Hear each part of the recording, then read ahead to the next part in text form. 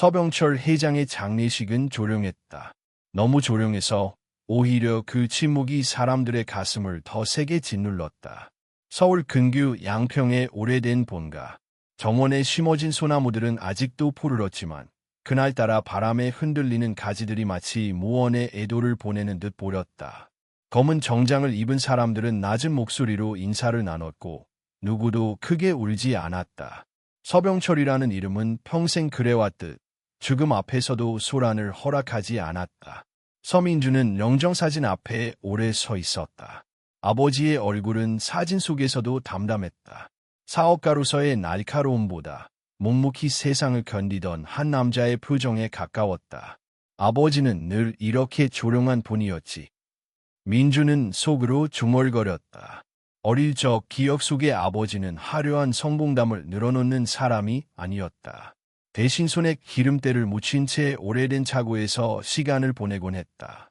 망가진 라디오를 고치고 쓸모없어 보이는 부품을 닦으며 언젠가는 쓸 날이 온다라고 말하던 사람.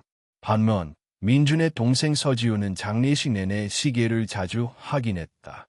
검은 넥타이를 단정히 맨 모습이었지만 그의 눈빛은 이 자리에 온 이유가 애도만은 아니라는 사실을 숨기지 못하고 있었다. 지훈의 옆에는 그의 아내 한유라가 앉아 있었다. 유라는 완벽하게 다듬어진 검은 원피스를 입고 있었다. 눈가는 축축했지만 눈물은 흘리지 않았다. 그녀의 시선은 사람들의 얼굴을 훑다가 가끔씩 서재 쪽을 향했다. 마치 그곳에 무엇이 있는지 이미 알고 있는 사람처럼. 장례가 끝난 뒤 가족과 가까운 지인들만 남았다. 그리고 그날 오후 모두는 강남에 위치한 정인석 변호사의 사무실로 향했다. 서병철 회장은 생전에 일은 정리된 자리에서 해야 한다라는 말을 자주 했다.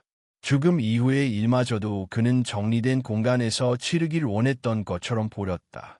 변호사 사무실은 깔끔하고 차분했다. 짙은 나무 책상, 정갈하게 정리된 서류들, 그리고 벽에 걸린 작은 서예 작품 하나. 가류불급, 가류보급. 그 글고는 이 공간과 묘하게 어울렸다. 정인석 변호사는 안경을 고쳐 쓰며 입을 열었다. 먼저 고인의 명복을 빕니다. 지훈은 고개를 끄덕였지만 유라는 이미 서류철에 시선을 고정하고 있었다. 민주는 조용히 의자에 앉아 두 손을 무릎 위에 올려두었다. 심장이 이상할 정도로 차분했다. 아버지가 없는 현실이 믿기지 않으면서도 동시에 무언가가 시작될 것임을 직감하고 있었다. 정 변호사는 서류를 펼쳤다. 서병철 회장님의 유언장입니다. 방 안의 공기가 미세하게 변했다. 지훈의 어깨가 아주 조금 앞으로 기울어졌다. 유라는 숨을 고르는 듯 입술을 다물었다. 고인은 본인의 모든 재산을 두 아들에게 상속한다고 명시하셨습니다. 지훈의 얼굴에 스쳐 지나가는 안도의 기색. 유라의 눈꼬리가 아주 미세하게 올라갔다. 재산의 목록은 다음과 같습니다. 정 변호사는 차분한 목소리로 읽어 내려갔다. 강남, 명동, 서초, 용산, 성수, 서울의 중심부에 위치한 7채의 건물. 그 이름 하나하나가 사람들의 인생을 바꿀 수 있는 무게를 지니고 있었다. 지훈은 무의식적으로 침을 삼켰다. 유라는 손가방 위에 올려둔 손에 힘을 주었다. 민주는 고개를 숙인 채 조용히 듣고 있었다. 그에게 숫자는 크게 와닿지 않았다. 그보다는 아버지가 이 모든 것을 어떤 마음으로 쌓아왔는지가 떠올랐다. 사람들의 눈에 띄지 않게, 소리 없이. 정 변호사는 잠시 말을 멈췄다. 그리고 다음 문장을 읽었다. 해당 재산의 구체적인 분배는 두 아들, 서민준과 서지훈의 합의에 따른다. 순간 방 안은 완전한 침묵에 잠겼다. 지훈은 고개를 들었다. 그게 무슨 말씀이십니까? 정 변호사는 고개를 끄덕였다. 말 그대로입니다. 고인은 분배 비율이나 소유 대상을 특정하지 않으셨습니다. 두 분이 협의하러 결정하신 내용을 법적으로 정리하라는 뜻입니다. 유라의 눈빛이 민준을 향했다. 마치 상대의 패를 읽으려는 포커 플레이어처럼. 지훈은 잠시 민준을 바라보았다. 형은 여전히 말이 없었다. 표정에도 변화가 없었다. 역시 형이구나. 지훈의 머릿속에는 이미 결론이 그려지고 있었다. 형은 사업을 모른다. 욕심도 없다. 늘 책이나 들여다보며 조용히 살던 사람이다. 이런 재산을 감당할 사람이 아니다. 지훈은 의자를 조금 당겨 앉으며 입을 열었다. 형, 우리 현실적으로 이야기하자. 민주는 천천히 고개를 들었다. 동생의 눈에는 이미 계산이 끝난 사람의 빛이 담겨 있었다. 이 건물들은 관리가 중요해. 잘못 다루면 가치가 금방 떨어져. 지훈은 부드러운 척 말했지만 그 속에는 분명한 선이 있었다. 내가 지금까지 아버지 사업을 직접 도왔잖아. 유라는 고개를 끄덕이며 거들었다. 아주버님은 연구하시는 분이잖아요. 이런 일들 솔직히 부담되실 거예요. 민주는 두 사람을 번갈아 바라보았다. 그 순간 아버지의 얼굴이 스쳤다. 말없이 모든 것을 지켜보던 그 시선. 그래서 민준이 처음으로 입을 열었다. 지우는 미소를 지었다. 내가 7채를 맡을게. 대신 형은 걱정 없이 살 수 있게 내가 책임질게. 유라의 눈빛에 확신이 담겼다. 이미 승리를 예상한 사람의 얼굴이었다. 민주는 잠시 눈을 감았다. 그리고 아주 조용한 목소리로 말했다. 좋아. 지훈과 유라는 동시에 숨을 내쉬었다. 하지만 민준의 말은 거기서 끝나지 않았다. 대신 한 가지만. 지훈은 고개를 갸웃했다. 뭔데? 민준은 창밖을 바라보았다. 아버지와 함께 시간을 보냈던 그 장소가 떠올랐다. 양평 본가 뒤에 있는 그 낡은 차고. 민준은 천천히 말했다. 그것만은 내가 가질게. 방 안의 공기가 다시 얼어붙었다. 이 순간 아무도 알지 못했다. 이 선택이 이 가족의 모든 운명을 갈라놓을 시작이라는 것을. 며칠 후 서울 중심에 위치한 한 고급 로펌 사무실. 깔끔한 정장이 걸린 옷걸이 옆 유리창 너머로는 강남대로의 빛들이 낮게 깔려 있었다. 정인석 변호사는 커피잔을 내려놓으며 말했다. 두 분이 합의하신 내용대로 계약서를 작성했습니다. 확인하시고 서명하시면 됩니다. 테이블 너머로 마주 앉은 민준과 지훈, 그리고 유라는 전혀 다른 온도의 눈빛을 하고 있었다. 지훈은 여유롭게 다리를 꼬았다. 그의 눈빛은 승리자의 확신으로 가득 차 있었다. 종이 위에 적힌 건물 목록을 훑으며 속으로 다시 계산을 했다. 건물 7채 중 6은 이미 개발 계획이 진행 중인 곳. 향후 3년 안에 최소 수백억의 가치 상승이 예상되는 지역들이었다. 형, 이렇게 결정해줘서 고마워. 지훈은 의도적으로 따뜻한 어조를 사용했다. 솔직히 말하면 형이 고집부릴까 봐 조금 걱정했었거든. 민주는 대답하지 않았다. 대신 계약서의 마지막 페이지를 넘긴 후 펜을 들어 조용히 서명했다. 유라는 눈을 가늘게 뜨고 민준을 바라봤다. 그 표정은 어딘가 불안한 듯 동시에 형언할 수 없는 불편함이 스며 있었다. 서민주님, 확인하셨습니까? 정 변호사의 물음에 민준은 짧게 고개를 끄덕였다. 예. 그럼 서지훈 님과 한유라 님도 서명해 주시죠. 서명은 순식간에 끝났다. 지훈은 사무실을 나서며 민준의 어깨를 가볍게 두드렸다. 형, 앞으로는 걱정하지 마. 형 목도 내가 잘 챙길게. 그 말에 민준은 고개만 살짝 끄덕였을 뿐 아무 말도 하지 않았다. 그의 눈동자엔 어떤 감정도 읽히지 않았다. 엘리베이터 문이 닫히고 지훈과 유라가 사라지자 정 변호사는 조용히 입을 열었다. 정말 괜찮으시겠습니까?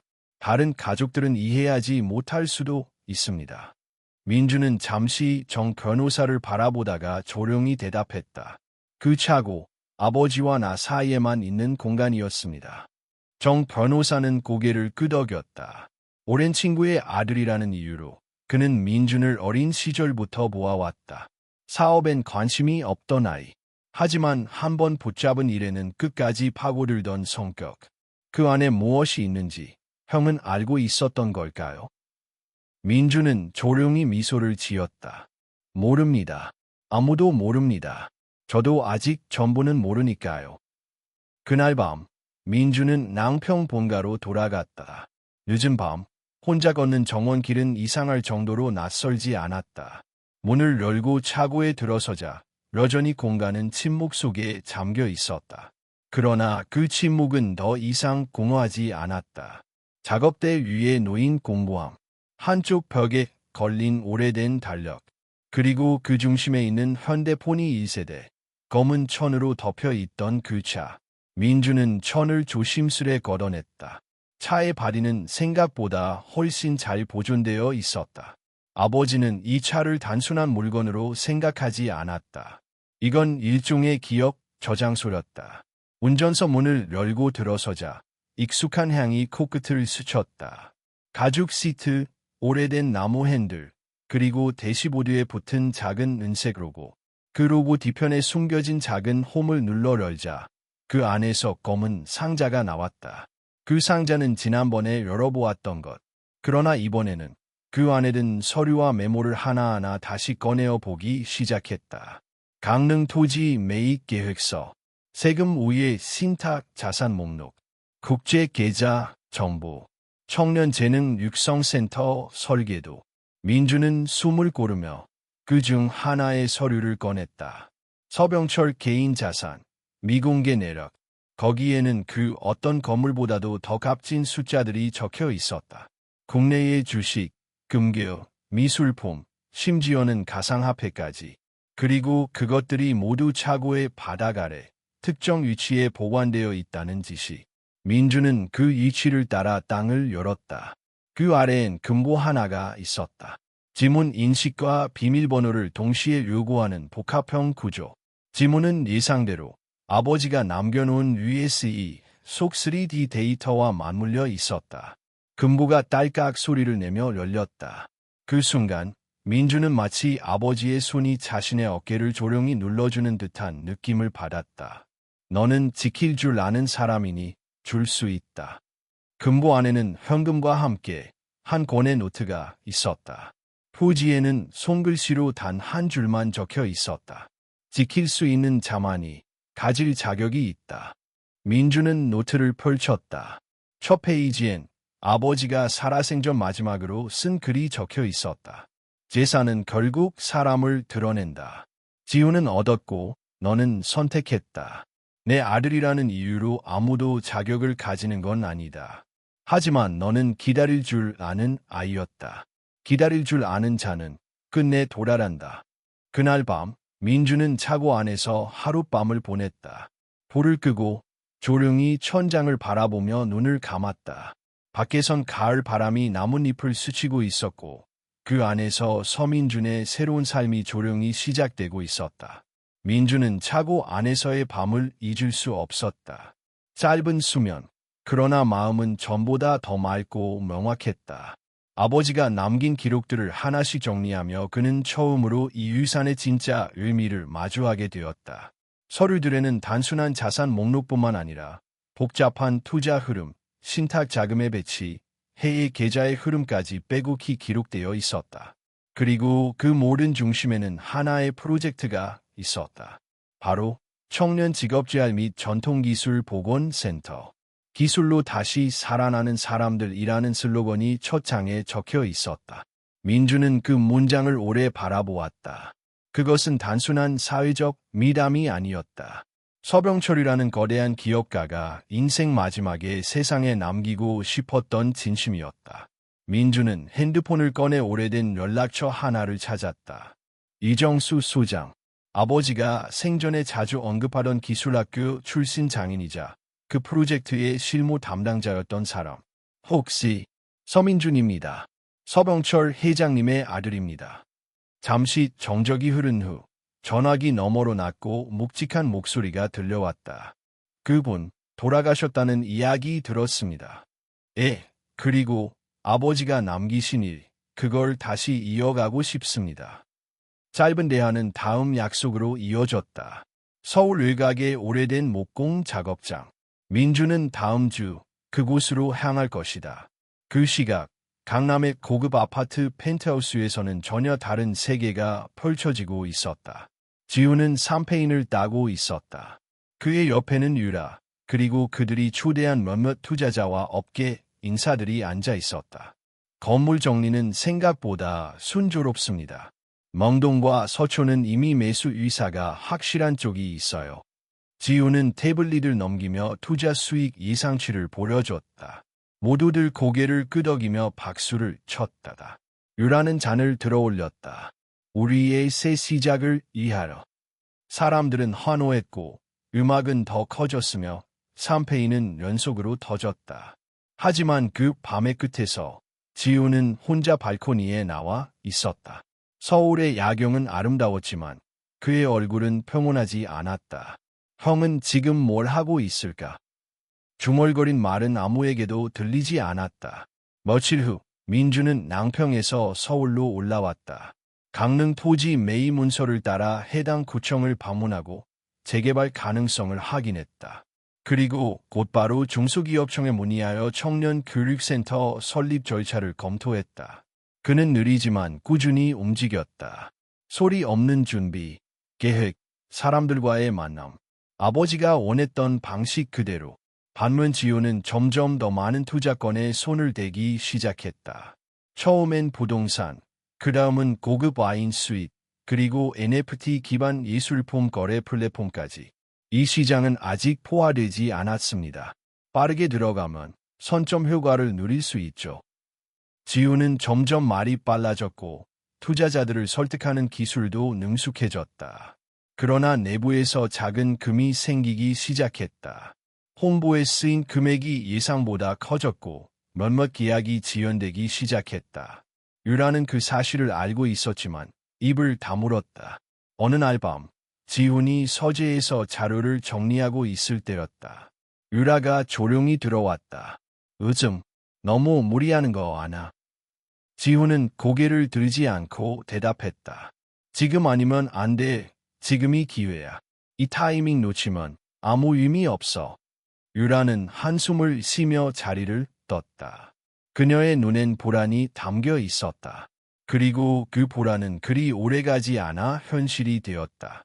지훈이 투자했던 NFT 플랫폼은 실체 없는 사기로 밝혀졌고 경찰의 수사가 시작되었다. 동시에 부동산 계약 중 하나가 불발되며 200억 원대의 손실이 발생했다. 미디어는 하루아침에 청년 자수성가 신화에서 가래망상 사기 논란으로 태도를 바꿨다. 지훈은 사람들의 연락을 피했고 유라는 조용히 집을 나갔다. 유류를 묻는 문자에 그녀는 단 한 줄만 남겼다. 이건 내가 생각한 삶이 아니야. 그날 밤 지훈은 서재의 불도 켜지 않은 채 소파에 앉아 있었다. 한 손엔 위스키, 다른 손엔 과거 계약서 복사본. 그리고 마치 무언가에 이끌린 듯 그는 핸드폰을 꺼내 하나의 주소를 검색했다. 랑펑, 서가차고. 민준. 그 이름이 머릿속에 떠올랐을 때 지훈은 오래도록 눈을 감았다. 자신이 내쳐버린 형. 자신이 형답지 않다고 비웃던 사람. 형은 아직 거기 있을까? 이야기는 지금 전환점을 향해 달려가고 있었다. 한 사람은 소리 없이 쌓고 있었고 다른 한 사람은 소리 없이 무너지고 있었다. 그리고 곧 그 두 침묵이 다시 마주하게 될 것이었다. 민주는 서울 외곽의 오래된 목공 작업장 앞에 서 있었다. 간판은 빛이 발에 글자가 거의 보이지 않았고 철문에는 세월의 흔적이 그대로 남아 있었다. 그럼에도 불구하고 이곳에는 묘한 생명력이 느껴졌다. 기계 소리, 나무를 깎는 냄새, 그리고 묵묵히 일하는 사람들의 숨결. 여기까지 오셨군요. 낮고 거친 목소리가 들렸다. 이정수 소장이었다. 아버지와 수십 년을 함께 일했다는 사람. 민주는 그를 사진으로만 봤을 뿐이었지만 눈빛만으로도 신뢰가 느껴졌다. 아버지께서 자주 말씀하셨습니다. 이정수가 말을 이었다. 말보다 손이 먼저 움직이는 사람이 있다고. 민주는 고개를 숙였다. 아버지가 하려던 일을 이제 제가 하려 합니다.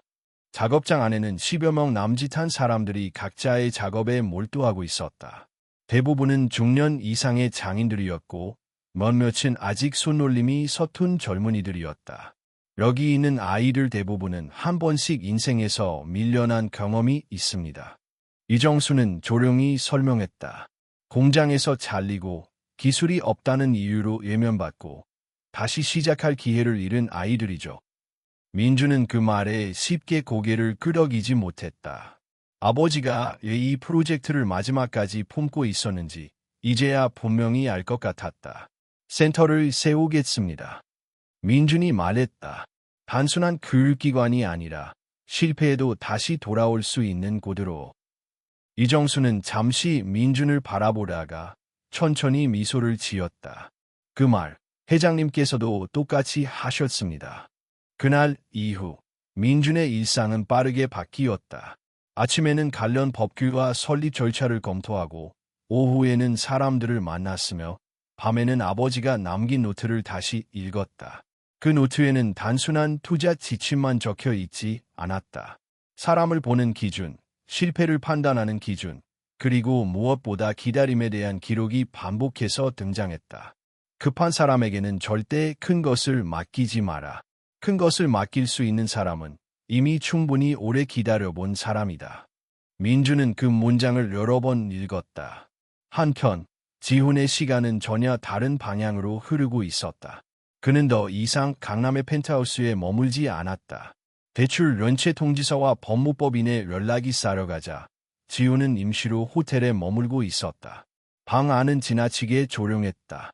TV도 음악도 켜지지 않은 채 지훈은 침대 끝에 앉아 손을 바라보고 있었다. 그 손으로 그는 계약서에 서명했고 그 손으로 샴페인을 들었으며 그 손으로 사람들에게 약속했다. 이제 그 손에는 아무것도 남아있지 않았다. 지훈의 휴대폰이 울렸다. 모르는 번호였다. 서지훈 씨 맞으십니까? 네. 투자 관련 추가 소명 자료 5,000건으로 연락드렸습니다. 지훈은 전화를 끊고 한참을 움직이지 못했다. 그리고 갑자기 웃음이 터져 나왔다. 형 말이 맞았던 걸까? 그는 민준의 얼굴을 떠올렸다. 늘 말이 없고 항상 한 발 물러서 있던 형. 그를 비웃었던 자신이 지금은 어디에 서 있는지. 며칠 후 지훈은 낭평으로 향했다. 아직 형을 만날 용기는 없었다. 그러나 그 장소 근처에라도 가고 싶었다. 차고 앞에 섰을 때 이미 해는 기울어 있었다. 문은 닫혀 있었지만 안쪽에서 희미한 불빛이 새어나오고 있었다. 지훈은 차고 문 앞에서 한참을 서 있었다. 노크를 할까? 그냥 돌아갈까? 그때 안에서 발소리가 들렸다. 문이 열리고 민준이 모습을 드러냈다. 두 형제는 아무 말 없이 서로를 바라보았다. 짧지 않은 침묵. 그러나 그 침묵에는 이전과 다른 무게가 담겨 있었다. 들어올래? 민준이 먼저 말했다.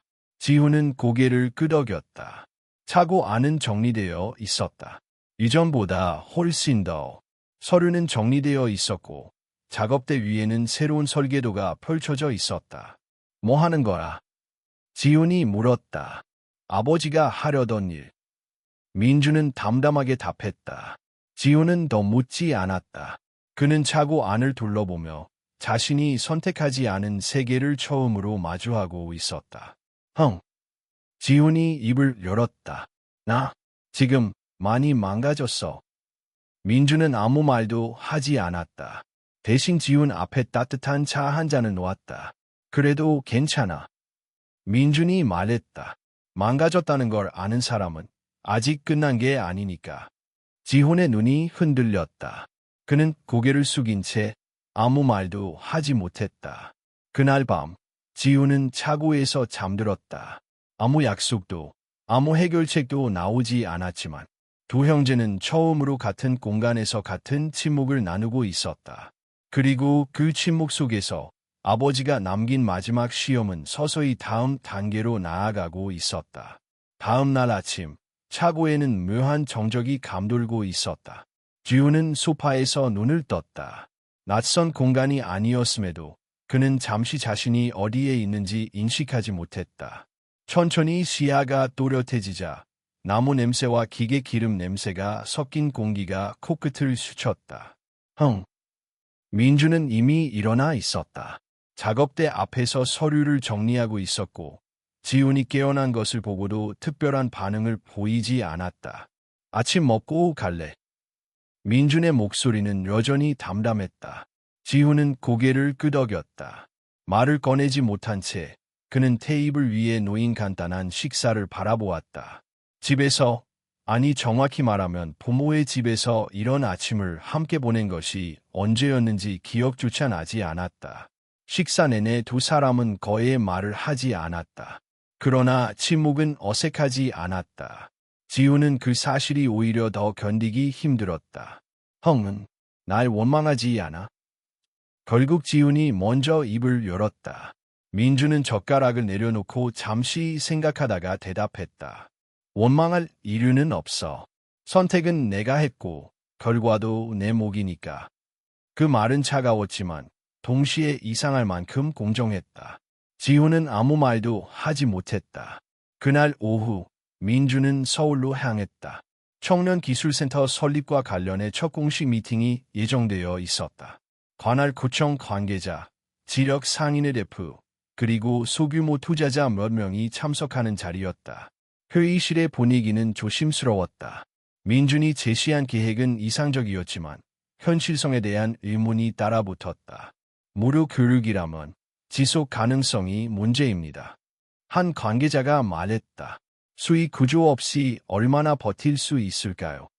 민주는 준비해온 자료를 차분히 설명했다. 초기 자본은 아버지가 남긴 비공개 자산에서 일부를 사용하고 장기적으로는 교육생들이 참여하는 협동조합 형태로 자립을 목표로 한다는 계획이었다. 중요한 건 속도가 아닙니다. 민준이 말했다. 한 번에 크게 키우는 게 아니라 오래가는 구조를 만드는 겁니다. 회의는 길어졌고 명확한 결론 없이 끝났다.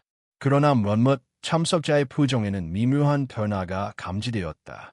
완전한 거절도 즉각적인 동의도 아닌 상태. 민준에게는 그 정도면 충분한 첫걸음이었다.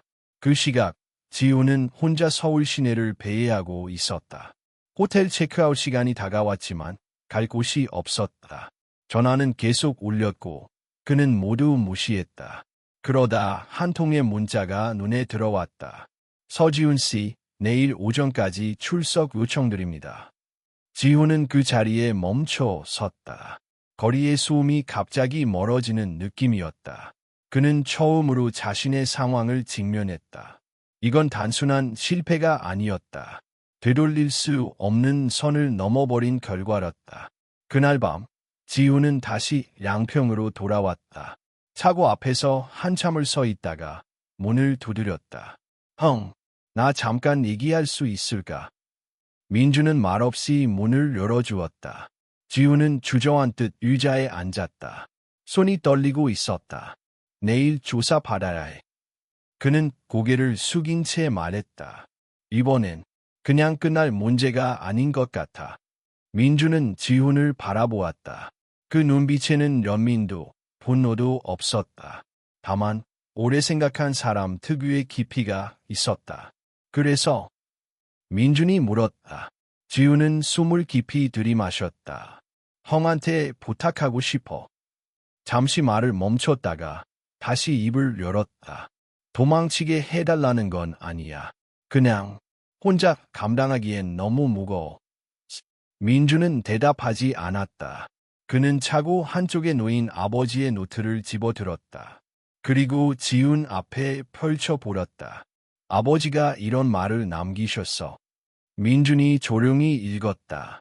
사람이 가장 위험해지는 순간은 책임을 피하려 할 때다. 지훈의 어깨가 떨렸다. 하지만 민준은 말을 이었다. 책임을 지겠다고 말하는 사람은 아직 선택지가 있다. 지훈은 고개를 들었다. 그의 눈에는 두려움과 희망이 동시에 담겨 있었다. 내가 도와줄 수 있는 건 하나뿐이야. 민준이 말했다. 숨겨주지도 대신 해결해주지도 않아. 다만 내가 책임을 다하는 동안 내가 완전히 무너지지 않도록 옆에 있을 수는 있어. 지훈은 고개를 끄덕였다. 눈물이 떨어졌지만 그는 닥지 않았다. 그날 밤 두 형제는 차고에서 다시 마주 앉았다. 이번에는 침묵이 조금 달랐다. 피할 수 없는 현실을 공유하는 침묵이었다. 그리고 그 침묵 속에서 아버지가 남긴 시험은 점점 더 분명한 형태를 드러내고 있었다. 다음 단계는 선택의 결과를 세상 앞에 내놓는 것이었다. 조사실의 공기는 차가웠다. 지훈은 의자에 앉아 두 손을 무릎 위에 올려놓고 있었다. 형광등 아래에서 그의 얼굴은 유난히 창백해 보였다. 책상 건너편에는 수사관 2명이 앉아 있었고 그들 앞에는 두툼한 서류철이 놓여 있었다. 서지훈 씨, 이 투자건에 대해 언제부터 관여하셨습니까? 지훈은 잠시 입을 다물었다가 낮은 목소리로 대답했다. 작년 가을부터입니다. 수익 구조가 불분명하다는 사실을 알고 있었나요? 그 질문에 지훈의 손가락이 미세하게 떨렸다. 그는 고개를 숙인 채 말했다. 완전히는 알지 못했습니다. 하지만 위험하다는 건 알고 있었습니다. 그 말은 변명도 항변도 아니었다. 사실을 있는 그대로 인정하는 목소리였다. 조사는 길어졌다. 지훈은 자신이 서명한 문서, 송금 내역, 통화 기록 하나하나를 확인해야 했다. 그 과정에서 그는 점점 더 분명히 깨닫고 있었다. 자신이 무너진 이유는 단순히 사기를 당했기 때문이 아니라 확인하지 않고 믿고 싶어 했기 때문이라는 사실을. 조사가 끝나고 조사실 문을 나설 때 지훈은 다리에 힘이 풀리는 것을 느꼈다. 복도 끝에서 민준이 조용히 서 있었다. 지훈은 그를 보자마자 말문이 막혔다. 민준은 고개를 끄덕였다. 수고했어. 그 짧은 말 한마디에 지훈의 눈이 붉어졌다. 아무것도 해결되지 않았지만 그는 혼자가 아니라는 사실만으로도 겨우 버티고 있었다. 같은 시각, 민준은 또 다른 종류의 시선과 마주하고 있었다. 청년기술센터 설립 계획이 지력신문과 온라인 커뮤니티에 소개되면서 예상치 못한 반응들이 쏟아졌다. 어떤 이들은 박수를 보냈고 어떤 이들은 의심의 눈초리를 보냈다. 위선적인 이미지 세탁 아니나 부자들이 죄책감 덜려고 하는 전형적인 행위다. 무료라면 결국 세금으로 메우겠다는 뜻 아닌가. 댓글들은 날카로웠고 민준의 이름도 함께 언급되기 시작했다. 아버지의 이름을 아는 사람들은 더 가혹했다. 서병철 회장의 아들이라더니 결국 같은 수법이다. 민준은 그 글들을 조용히 읽었다. 마음이 상하지 않는다고 하면 거짓말이었지만 그는 반응하지 않았다. 아버지가 남긴 노트의 문장이 떠올랐다. 말로 증명하려 하지 마라. 시간만이 증명한다. 그는 프로젝트를 더 공개적으로 진행하기로 결정했다. 재정 내역 일부를 투명하게 공개하고 외부 감사를 받겠다고 발표했다. 그 선택은 또 다른 파장을 불러왔다. 왜 굳이 그렇게까지 하십니까? 이정수 소장이 물었다. 의심받지 않기 위해서가 아니라. 민준은 차분히 답했다. 의심받을 준비가 되어 있기 위해서입니다. 며칠 뒤 지훈의 사건은 언론에 간단히 보도되었다. 전 대기업 상속자, 투자 사기 연루 조사라는 제목. 가장되지도 미화되지도 않은 기사였다.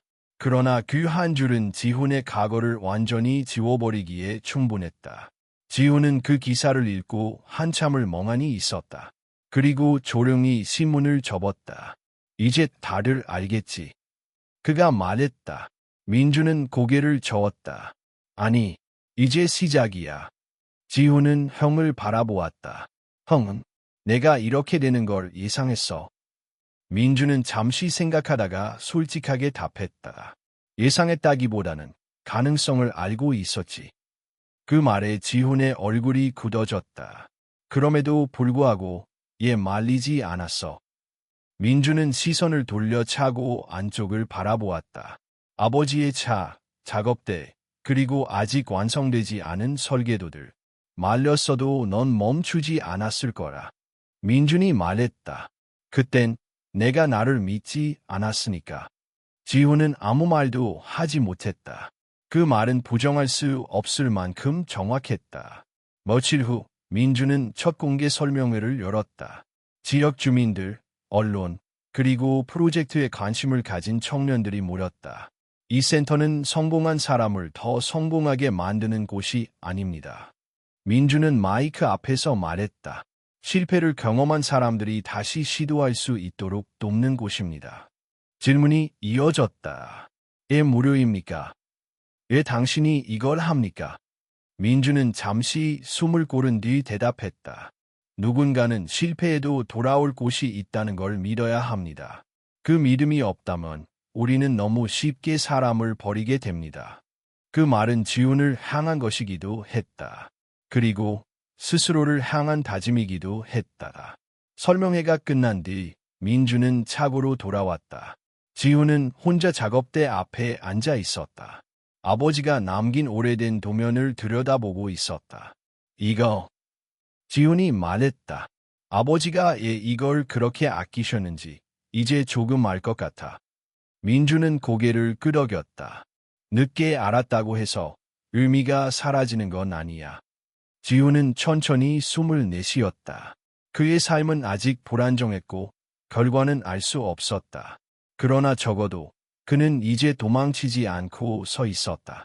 세상 앞에, 그리고 형 앞에, 그리고 그 선택은 다음 시험을 불러오고 있었다. 서울중앙지방법원 303호 법정. 지훈은 피고인석에 조용히 앉아 있었다. 법정 안은 예상보다 차분했다. 취재진도 많지 않았고 방청석은 절반 정도만 차 있었다. 재판부의 목소리는 냉정하고 단호했다. 피고인 서지훈은 투자 사기 및 자본시장법 위반 혐의와 관련해 현재까지의 조사 결과와 진술, 자발적 협조를 종합적으로 고려하여 잠시 멈춘 뒤 판사는 결론을 내렸다. 불구속 상태에서의 재판 진행을 허가한다. 지훈은 숨을 깊게 들이쉬었다. 구속을 피했다는 사실에 안도했지만 그것이 무죄를 의미하지 않음을 누구보다 잘 알고 있었다. 법정 밖으로 나서는 순간 그는 민준의 모습을 찾았다. 기자들 사이에 묻혀있던 형은 조용히 고개를 끄덕였다. 지훈은 형에게 다가가며 말했다. 잠시라도 다시 숨 쉴 수 있을 것 같아. 민준은 짧게 대답했다. 그 시간 헛되게 쓰지 마. 며칠 후 민준의 청년기술센터는 예상치 못한 외부 공격에 직면했다. 온라인 커뮤니티의 내부 고발자라며 글이 올라온 것이다. 센터 내부 무등록 자금 사용 및 사업자 겸용 운영 정황 포착. 실제 교육 없이 보여주기식 프로그램 운영. 민준 씨, 아버지의 유산으로 이미지 세탁 중. 파장은 빠르게 확산되었다. 인터넷 뉴스, SNS, 지역 커뮤니티까지 일제히 반응하기 시작했다. 이정수 소장이 민준에게 다급히 전화를 걸었다. 우린 그런 일 없잖아. 저글 사실무근이야. 명예훼손으로 대응해라. 민준은 목소리를 낮추고 말했다. 잠깐 기다려주세요. 먼저 안을 확인하고 바로 기자회견을 엽시다. 그는 몇 시간 동안 모든 회계자료, 참여자 명단, 운영 기록을 다시 검토했다. 명확한 오류는 없었지만 자잘한 절차상 미비점들이 눈에 띄었다. 이것만으로도 누군가가 의도적으로 문제를 확대하면 충분히 공격 재료가 될 수 있는 수준이었다. 민주는 회의실에 팀원들을 모았다. 우리 지금 정면 돌파해야 합니다. 숨기지 말고 잘못된 부분은 인정하고 개선책을 제시합시다. 한 직원이 손을 들었다. 근데 이 공격 누가 한 걸까요? 잠시 침묵이 흘렀다. 민주는 이미 의심 가는 사람이 있었다. 지훈의 이름이 머릿속을 스쳤지만 그는 곧바로 고개를 저었다. 지훈은 지금 그럴 힘도 이유도 없다. 그러나 다음 날 예상치 못한 소문이 돌기 시작했다. 지훈 씨가 내부 자료를 흘렸대. 형제끼리 서로 다른 길 가나 봐. 그 말은 마치 불씨처럼 번졌다. 몇몇 언론은 형제의 갈등 가능성을 중심으로 기사를 내보냈다. 서병철 회장의 두 아들, 유산을 둘러싼 신념 충돌. 지훈은 그 기사를 보고 나서 곧장 민준에게 전화를 걸었다. 하지만 전화는 받지 않았다. 그는 직접 차고로 향했다. 문을 열자마자 민준이 서 있었다. 형, 기사 봤지? 민주는 아무 말 없이 그를 바라봤다.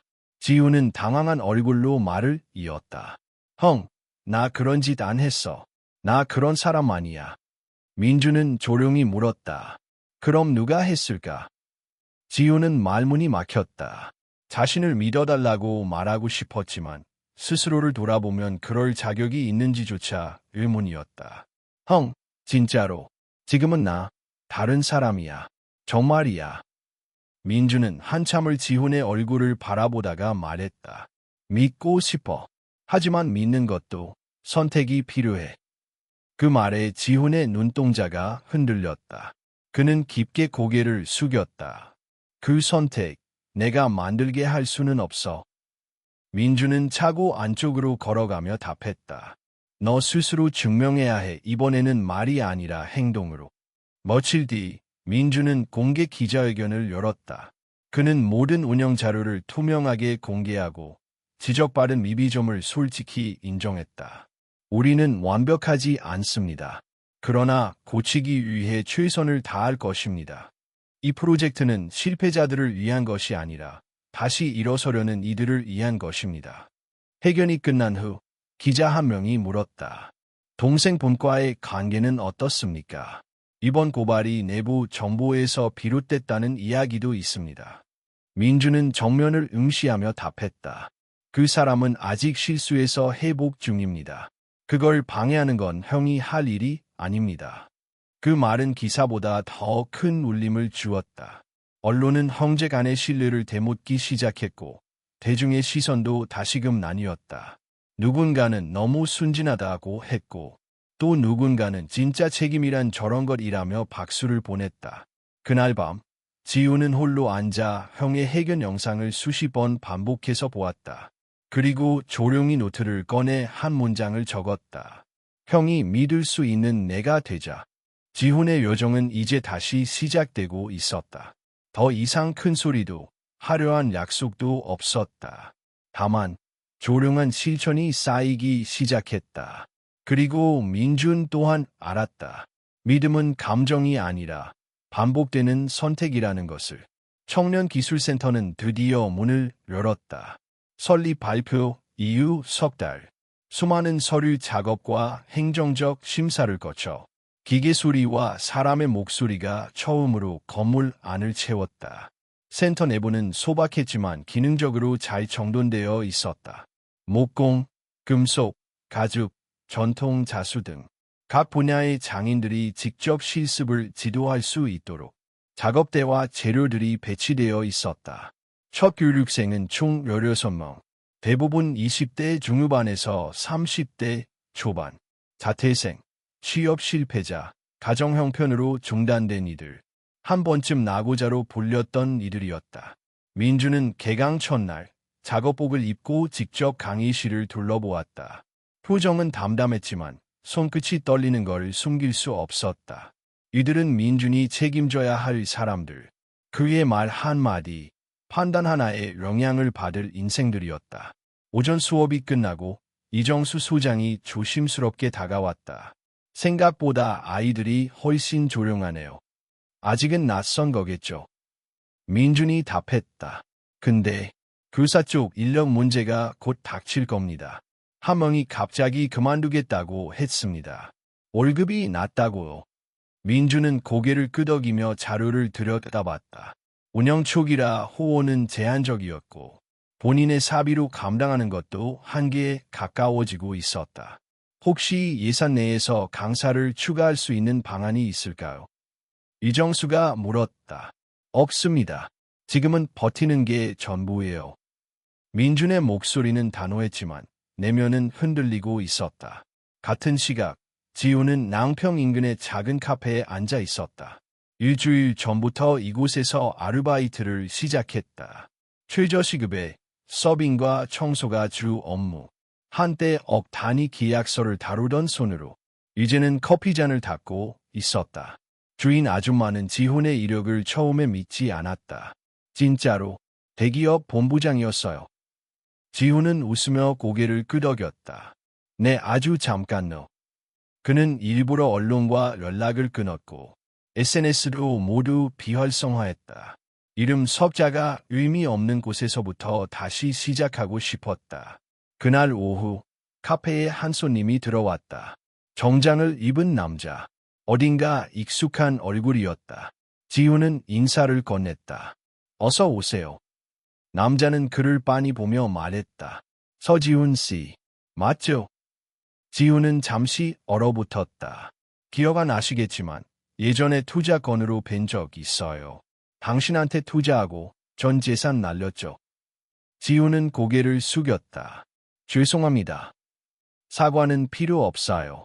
근데 한마디만 하고 싶었어요. 남자가 조용히 말을 이었다. 당신 같은 사람이 다시 뭔가를 시작하면 전 두렵습니다. 왜냐면 아직도 누군가는 당신 같은 사람의 말에 속을 수 있으니까요. 지훈은 가만히 서 있었다. 그 말이 가슴을 찔렀다. 말로 반박할 수 없다는 걸 그는 알고 있었다. 손님이 나간 뒤 카페 주인 아줌마가 물었다. 괜찮아요. 지훈은 조용히 웃으며 대답했다. 네, 당연히 들어야 할 말이었어요. 그날 밤 지훈은 민준에게 문자를 보냈다. 형, 센터에 사람 부족하다고 들었어. 혹시 내가 도와도 될까? 돈도 명함도 필요 없고 그냥 사람으로. 민준은 문자를 보고 한참을 고민했다. 그리고 짧게 답했다. 아침 8시까지야. 작업복은 내가 준비해. 다음 날 지훈은 센터로 향했다. 예전처럼 고급차가 아닌 버스를 타고 처음 도착했을 때 몇몇 사람들은 그를 의심의 눈으로 바라봤다. 언론에 얼굴이 공개된 그였기에 낯선 반응은 아니었다. 하지만 지훈은 묵묵히 청소를 시작했고 자재를 옮기고 남는 시간엔 기술자들의 손놀림을 옆에서 배웠다. 한 주, 두 주가 지나자 그의 행동은 말보다 더 많은 것을 설명하기 시작했다. 그를 바라보는 사람들의 시선도 달라졌고 민준조차 한 번은 물었다. 진짜 괜찮아. 이렇게까지 해야 해. 지훈은 미소를 지으며 대답했다. 이렇게라도 하지 않으면 나는 다시는 나를 믿을 수 없을 것 같아서. 민준은 대답하지 않았다. 다만 지훈이 만든 첫 번째 나무 조각품을 조용히 바라보았다. 형제라는 말은 여전히 무거웠지만 이제는 둘 사이에 놓인 공백을 채우기 시작하는 조용한 손끝들이 있었다. 그리고 그 손끝에서 진짜 위산이 피어나고 있었다. 늦가을의 센터는 쓸쓸했다. 낙엽이 바람에 휘날리고 작업장 안의 온도는 사람들의 마음처럼 낮아졌다. 회장님, 이대로 가면 다음 달 급여가 어렵습니다. 센터 재정 담당자가 조심스럽게 말했다. 운영비도 이미 예산 초과입니다. 지금까지는 대표님 사비로 막아왔지만 그마저도 한계에 도달했습니다. 민주는 아무 말 없이 보고서를 바라봤다. 수치는 거짓말을 하지 않았다. 그가 감당할 수 있는 범위를 이미 넘어서고 있었다. 후원 요청한 기업들 반응은 대부분 성과를 본 후라는 입장입니다. 일부는 재정 운영의 투명성에 우려를 표했고 이정수 소장이 조용히 말을 보탰다. 생각보다 우리를 보는 눈이 싸늘합니다. 좋은 일이라는 것만으론 버티기 어렵네요. 그날 저녁 민주는 차고에 혼자 남아 있었다. 작업대 위에 펼쳐진 도면이 흐릿하게 보였다. 가슴이 답답했다. 꿈이 현실의 벽에 부딪히는 그 감각은 익숙하면서도 견디기 어려운 고통이었다. 그때 지훈이 들어왔다. 작업복 차림에 그는 손에 서류 몇 장을 들고 있었다. 형, 나랑 얘기 좀 하자. 민주는 고개를 들었다. 지훈은 문서를 책상 위에 놓고 말했다. 민간교육재단 한 군데에서 연락 왔어. 운영비 전액 후원 가능하다고. 민준의 눈이 좁아졌다. 대신 프로그램 명칭에 그쪽 이름 들어가야 하고 일부 과정은 성과 중심으로 개편해야 해. 그리고 재단 이사 한 명이 센터의 고문으로 상주하기로 하네. 민주는 말없이 문서를 넘겨봤다. 제안은 매끄러웠고 조건은 흔히 있는 수준이었다. 하지만 그 조건들이 그동안 쌓아온 철학을 하나씩 지워가는 느낌이었다. 이건 우리가 지키고자 했던 방향이 아니야. 민준이 조용히 말했다. 지훈은 고개를 끄덕였다. 나도 알아. 하지만 현실을 봐. 지금 이대로면 문 닫는 거야. 그럼 이 아이들은 어때 뭐 하나 이룬 것도 없이 거리로 나가야 해. 민준의 손이 가볍게 떨렸다. 그도 모르게 서류를 쥔 손에 힘이 들어갔다. 우린 단순한 직업교육기관이 아니야. 돌아올 수 있는 공간이 되고 싶었잖아. 공간도 돈이 있어야 존재해. 지훈의 목소리가 높아졌다. 형 혼자 고집하면 결국 아무것도 못 남겨. 두 사람 사이에 팽팽한 긴장감이 흘렀다. 타협이 아니라 번질이야. 민준이 말했다. 형은 아직도 세상을 너무 순진하게 봐. 지훈이 반박했다. 현실 속에서 버티는 게 더 어려운 거야. 그걸 알면서도 얘 아직도 이상만 붙잡고 있어. 침묵. 두 형제는 서로를 바라보았다. 과거보다 훨씬 가까워졌다고 믿었던 그들이 이번엔 진심 때문에 다시 충돌하고 있었다. 그럼 내가 해. 민준이 문서를 밀어놓았다. 나는 이 조건으로는 못해. 이 공간의 정체성을 지킬 수 없다면 의미 없어. 지호는 한참 동안 아무 말도 하지 못했다. 그날 밤 지호는 혼자 작업장을 정리했다. 조용히 그리고 천천히 서랍 속에 있던 아버지의 노트를 꺼내 펼쳤다. 거기엔 이런 문장이 적혀 있었다. 길은 하나가 아니다. 하지만 모든 길이 목적지에 닿는 건 아니다. 그 문장을 천천히 읽으며 지호는 생각에 잠겼다. 형이 선택한 길이 어리석다고 말할 수 있을까? 아니면 자신이 너무 현실적이라는 이유로 무언가를 망가뜨리고 있는 건 아닐까? 다음 날 지우는 후원재단 측 미팅에 홀로 참석했다. 담당자는 젊은 기업가 출신으로 날카로운 분석력과 전략적인 말투를 가진 인물이었다. 형제분 간에 이견이 있다 들었습니다. 그럼 우리 쪽과는 서지훈 님이 직접 협의하시는 걸로 이해해도 될까요? 지훈은 그 질문 앞에서 잠시 머뭇거렸다. 그리고 천천히 고개를 저었다. 죄송하지만 이 조건은 받아들일 수 없습니다. 이해가 잘 안 됩니다. 현실적으로 기센터는 지속 가능하지 않은 구조입니다. 당신이 리드하면 바꿀 수 있어요. 의 기회를 놓치시죠. 지훈은 조용히 대답했다. 예전엔 그런 말이 설득력이 있었어요. 지금은 아닙니다. 우린 단지 살리는 일을 하고 있는 게 아니라 지키는 일을 하고 있습니다. 담당자의 얼굴에 실망이 스쳤다. 그럼 아쉽군요. 지훈은 자리에서 일어섰다. 밖으로 나가는 계단을 내려오며 가슴이 묘하게 시원했다. 그는 민준에게 전화를 걸었다. 형, 조건 거절했어. 우리 방식대로 끝까지 가자. 민준은 말없이 전화기를 바라보다가 천천히 미소 지었다. 그날 저녁 센터 직원 회의에서 민준은 새로운 결정을 내렸다. 지금부터 모든 과정은 공개 워크숍 형태로 전환합니다. 지역 주민 누구든 참여할 수 있고 결과물을 나눌 수 있게 할 겁니다. 이게 우리가 줄 수 있는 최대한의 가치입니다. 이정수 소장은 고개를 끄덕였다. 우린 살아남는 법을 찾을 겁니다. 그리고 그렇게 형제는 다시 한 번 같은 방향을 바라보기 시작했다. 외부의 위협은 여전했고 미래는 여전히 불확실했지만 적어도 이 순간만큼은 그들은 같은 이름의 바람을 품고 있었다. 지키기 위해 타협하지 않는 선택을.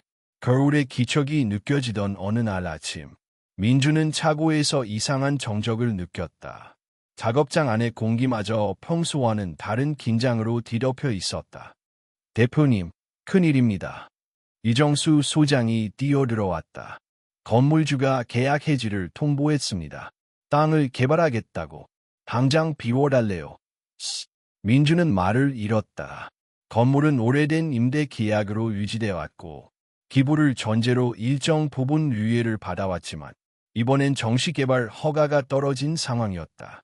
우리가 가진 자금으로는 이 설비를 옮길 만한 다른 공간은 없습니다. 이정수의 말은 현실 그 자체였다. 민주는 침묵한 채 차고 천장을 바라보았다. 이 공간은 단순한 건물이 아니었다. 아버지의 숨결이 깃들고 실패자들이 다시 뿌리내린 흙이었다. 시간은 얼마나 있죠? 2주 통보는 30일입니다. 민주는 자리에서 일어났다. 지금까지의 모든 위기 중 이 순간이 가장 명확했다. 존재를 지키기 위한 마지막 싸움. 며칠 후 센터 내부 회의가 열렸다. 직원들은 혼란에 빠졌고 교육생들은 불안해했다. 누구보다 지훈이 그 분위기를 빠르게 감지했다. 형, 나한테 생각 있는 게 있어. 민준이 그를 바라봤다. 지훈은 자신이 정리해온 서류 몇 장을 내밀었다. 건물주 쪽에서 개인 거래를 제안했어. 지분 일부를 조건으로 계약을 유지할 수 있어. 지분. 민준의 눈이 좁아졌다. 내 명의로 이 센터의 일부 운영권을 넘기면 당분간은 개발 보류하고 센터 존속을 허락하겠대. 민준은 서류를 한 장씩 넘기며 물었다. 조건은 내가 경영 파트너로 들어가는 거야. 형과 동등한 위치로. 순간 회의실이 조용해졌다. 민준은 조용히 서류를 내려놓았다. 지훈아, 지금 내가 말하는 건 결국 이 센터를 다시 돈의 구조 안에 넣겠다는 거야. 아니, 지훈은 단호하게 말했다. 이건 마지막으로 내가 뭔가를 지키고 싶은 방식이야. 돈을 벌려는 게 아니야. 여긴 내가 다시 시작한 곳이기도 해. 민주는 잠시 눈을 감았다. 얼마나 많은 시간 동안 서로가 서로를 이해하려 애썼는지를 떠올렸다. 이 제안을 받아들이면 넌 다시 표면 위로 올라오게 될 거야. 사람들은 또 의심할 거고 우리는 또 해명을 반복해야 해. 지훈은 고개를 끄덕였다. 괜찮아. 이번엔 도망치지 않을게. 며칠 후 새로운 계약이 체결되었다. 지훈은 자신의 예전 투자 계좌 일부를 처분해 건물주에게 직접 보증을 제공했고 그 대가로 센터의 공동 운영자라는 명함을 다시 갖게 되었다. 언론은 다시 한번 두 형제를 주목했다. 위기 극복한 청년 센터. 두 형제의 극적인 협력으로 존속 결정. 반응은 엇갈렸다. 결국 금수저니까 가능한 일이지. 그래도 진심은 느껴진다. 도망치지 않고 돌아온 게 어디나. 민주는 인터뷰 요청을 모두 거절했다. 그는 오직 교육에 집중했다. 지훈도 마찬가지였다. 회의실이 아니라 작업장에 더 자주 있었고 아이들과 같은 작업복을 입고 땀을 흘렸다. 한 달 후 센터는 새로운 공간으로 일부 기능을 이전했다. 작업장 규모는 줄었지만 운영은 더 체계적이고 탄탄해졌다. 무엇보다 믿을 수 있는 곳이라는 입소문이 퍼지기 시작했다. 어느 날 한 교육생이 지훈에게 다가왔다. 실은 예전에 사기 피해자였습니다. 형이 보증인으로 서준 투자사였어요. 지훈은 멈칫했다. 하지만 교육생은 말을 이었다. 근데요, 이 센터에서 전 다시 사람을 믿게 됐어요. 그거면 됐어. 그 말에 지훈은 아무 대답도 하지 못했다. 그저 고개를 깊이 숙였다. 그날 밤 민준과 지훈은 작업장을 정리하며 앉아 있었다. 조용한 음악이 흐르고 커피 냄새가 은은하게 퍼졌다. 형, 우리가 결국 뭘 지킨 걸까? 민준은 천천히 대답했다. 사람이 돌아올 수 있는 이유. 실패해도 괜찮다고 말할 수 있는 공간. 지훈은 창밖을 바라보았다. 작업을 마친 교육생들이 웃으며 나가는 모습이 보였다. 우리가 받은 유산이 돈도 아니고 건물도 아니고 이런 거였네. 민주는 고개를 끄덕였다. 남기는 게 유산이 아니야. 지키는 게 유산이지. 지훈은 조용히 웃었다.